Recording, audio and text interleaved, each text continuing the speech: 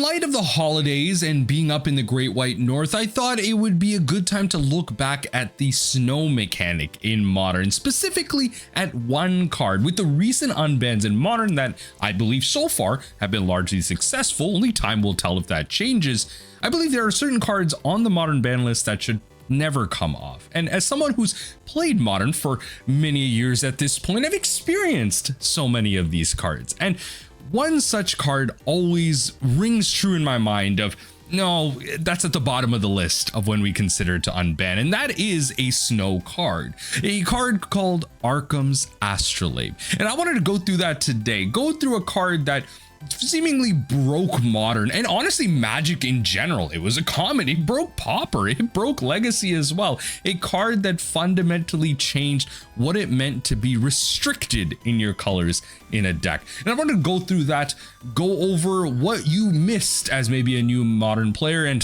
what you don't really want coming to you anytime soon. Now, this is the Reddit post that really inspired it. Only 9 months ago, within this calendar year, someone asked this question: why is Arcum's Astrolabe banned? Oh, wow, in our Modern Magic. I mean, the edit is, I see it now, but I wasn't playing Modern at the time that it was prevalent. Seems like a 1-for-1, which requires you to play Snowlands. It can help filter mana once out.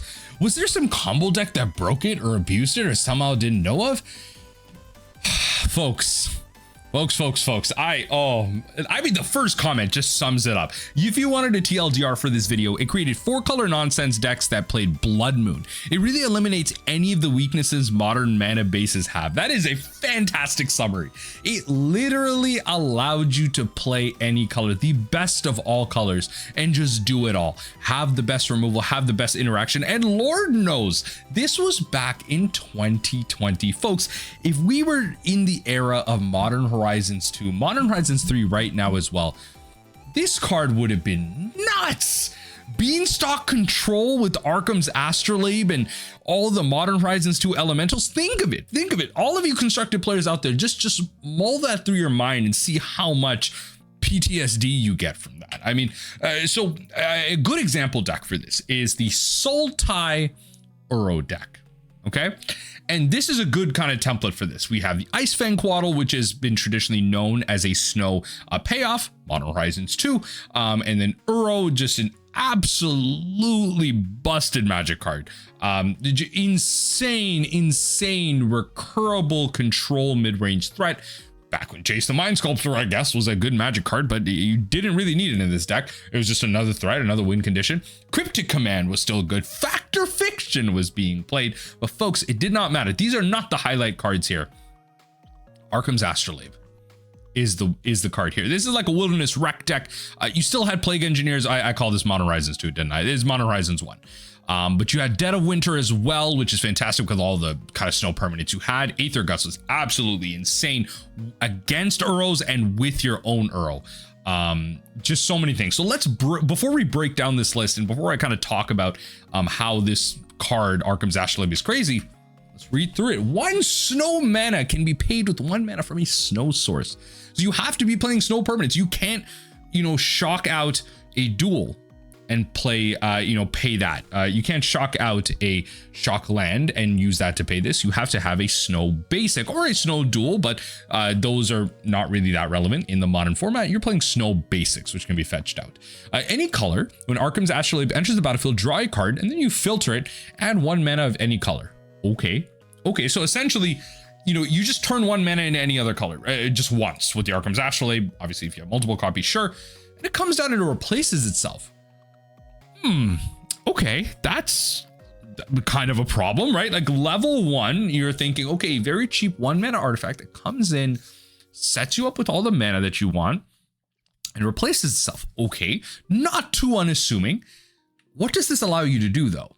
I think we're already seeing this, right? Like Abandoned, Pauper, Modern, and Legacy. Folks, some of the most played constructed formats, it is banned in that. It's not even legal in Pioneer. The Lord knows if this was legal in Pioneer. No. Of course Vintage has this goddamn legal. They have the Moxes. They're doing way better things than this. Arcum's Astrolabe and Uro control. You'll notice how there are 7 snow-covered islands, 4 snow-covered forests, Mystic Sanctuary. Oh god, this was another card. Only 2 Shocklands? 1 Triumph? Is this a deck full of basics? Because, folks, you can use the Arcum's Astrolabe to turn any mana you have into other mana. Arcum's Astrolabe lets you have to play it for a mana, but then you can filter non-snow mana into any mana, 1 mana of any color. It's not like typed mana. You can't do that. But I believe also the mana that comes out of it is also snow mana because it's a snow permanent. It's been a while. But really the key for this is you are able to support blue spells alongside of black spells, and even blue green spells. Your mana base is functionally perfect. And the key to strategies like this was the fact that at some point, decks like this were running main board Blood Moon. That's how powerful it was. Because you were running a suite of basics and Arcum's Astrolabe fixed you perfectly, you played Uro to draw you cards, gain you life, and ramp you. And then you played Arcum's Astrolabe to fix that mana into perfect mana to fight the non-Arcum's Astrolabe decks. You played Blood Moon in the main to punish what your opponents are doing, because now you could turn your mana into anything. Yes, you played a fetch and you had red. Well, you could use that red to cast Renin 6s further down the line, right? Because if we take a look at what this deck is doing here, take a look at this deck containing Uro, Field of the Dead, and Mystic Sanctuary. Renin 6 was eventually printed. And now this Arcum's Astrolabe at this point is banned.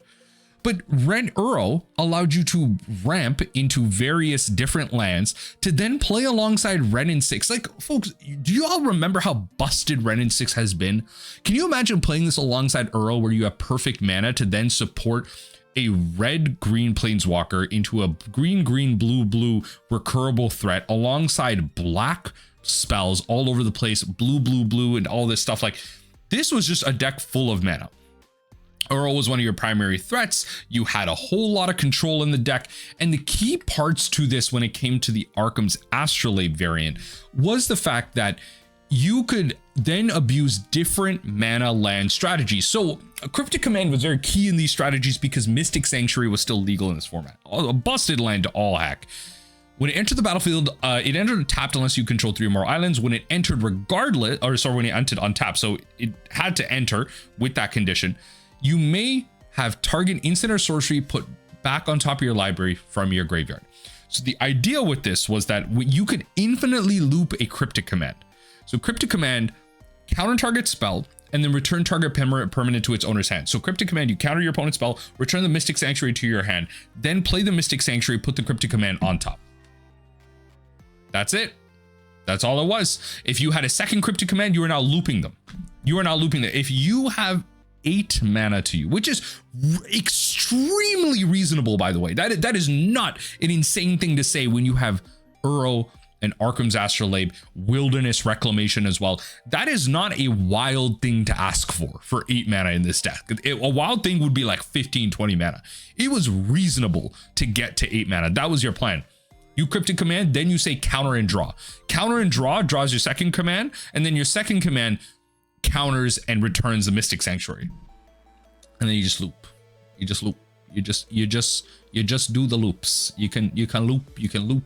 I'm probably messing up the loop, but that is part of the central lock as part of the Wilderness Reclamation. Like, obviously you have the Nexus of Fate to kind of go back and forth, but the win conditions in this were perfectly fixed through the Arcum's Astrolabe, drawing you cards, finding you the exact mana you need in a mana base that primarily would only be casting Cryptic Command to at a moment's notice turn to cast an Abrupt Decay, and at a moment's notice turn to recur an Uro out of your graveyard to draw you out of aggressive strategies, ramp you out, and find you the cards that you needed. Ultimately, Arcum's Astrolabe was banned out of the modern format because, as the original user said, it just allowed you to play 4-color, 3-color good piles that just got away with the game. And this was a collection of cards at the time in Modern that really just led to a perfect storm, right? You had the Renin 6s, you had the Uros. I don't actually believe there was a time when Renin 6, Arcum's Astrolabe, and Uro played in the same deck. I think it was just Uro in that. I could be completely wrong, but it was just an absolute wild time for one of the wildest cards ever printed. And it's so unassuming. I don't even blame them. It's actually so unassuming how busted this card was. And so that's why I want to take a look through this thread. Let's go down. Same thing in Pauper. Basically, where the downside was even less and the ceiling of nonsense piles were even higher. Astrolabe, along with Prophetic Prism and Bonder's Ornament, had people playing 5-color Tron in Pauper, which is something that shouldn't even be possible because you had so much mana coming out of your Tron lands. You could filter them into anything. You could be playing red finishers alongside blue counter spells, green life gain and ramp, and white removal. Like you were doing anything in that strategy. And in Legacy, that card is so dumb. We had Astrolabe and Oko legal in Legacy at the same time for almost a year and a half. It's why I quit Magic for a while. Snoko was hell. Y'all remember how Snoko was literally the most powerful planeswalker ever printed in Magic's history? You know, people calling that like Minsk and Boo at the time. I mean, Minsk and Boo arguably is the most powerful constructed planeswalker right now. But like in terms of the ban list, it's Oko.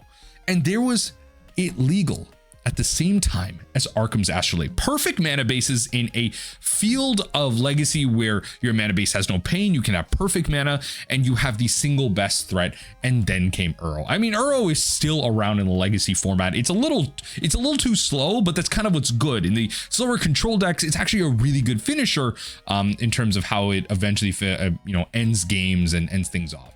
It's very well explained. I honestly was looking at the card a couple of weeks ago and couldn't remember for the life of me why it was banned. Yeah, no, it's absolutely insane. There is an inherent trade-off between playing basics and playing duels, but Astrolabe made it so basics had almost no downsides and you could play as many colors as you wanted extremely easy with very little drawback.